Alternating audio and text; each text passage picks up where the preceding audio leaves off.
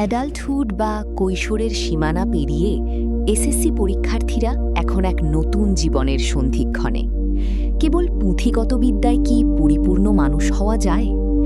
জীবনের প্রকৃত জ্ঞান, মানবিক গুণাবলী এবং নৈতিকতার চর্চার প্রয়োজনেই ওয়ান মিয়ং ভাবনা কেন্দ্রে আয়োজিত হয়েছে ৩ দিনব্যাপী এই অনন্য কর্মশালা।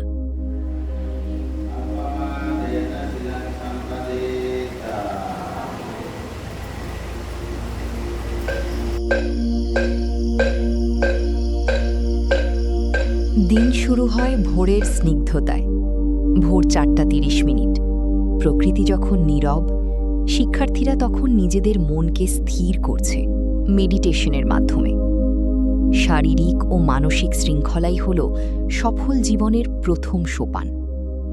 চ্যান্টিং এবং মেডিটেশন তাদের মনে নিয়ে আসে প্রশান্তি, যা তাদের পরবর্তী জীবনের কঠিন চ্যালেঞ্জ মোকাবিলায় মানসিকভাবে প্রস্তুত করে।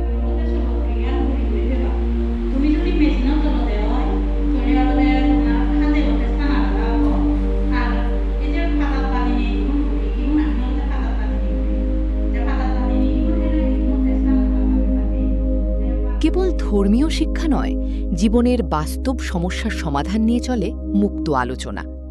জীবনবোধ, কেরিয়ার ভাবনা এবং মানবিক মূল্যবোধের বিভিন্ন দিক নিয়ে তিস্তা চাকমা, জোনা চাকমা, সুরভি চাকমা, জবা চাকমা, মিসেস স্বর্ণপ্রিয়া চাকমা এবং ভদন্ত বুদ্ধদত্ত মহাথেরো ভান্তের মতো অভিজ্ঞ মেন্টরদের দিক নির্দেশনা ও প্রশ্নোত্তর পর্বগুলো যেন শিক্ষার্থীদের মনের অন্ধকার দূর করে প্রদীপ জ্বালিয়ে দেয়।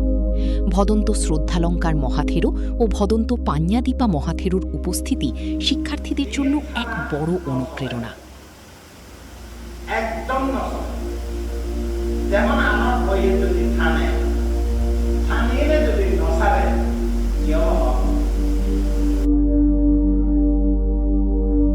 জীবন মানেই কেবল পড়াশোনা নয়, জীবন মানে সৃজনশীলতাও।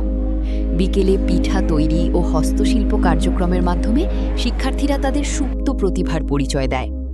এই আনন্দময় সময়টুকু তাদের মধ্যে পারস্পরিক বন্ধন ও টিম ওয়ার্কের শিক্ষাকে আরও সুদৃঢ় করে। ভাবনা করি, তারপর বিভিন্ন নিয়ম শৃঙ্খলা পালন করি।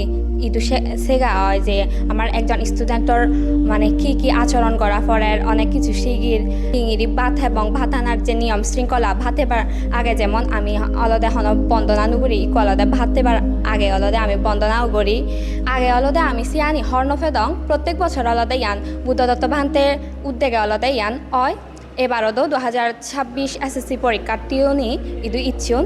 3 দিনের এই কর্মশালা কেবল একটি অনুষ্ঠান নয়, এটি এক নতুন জীবনের শুরু।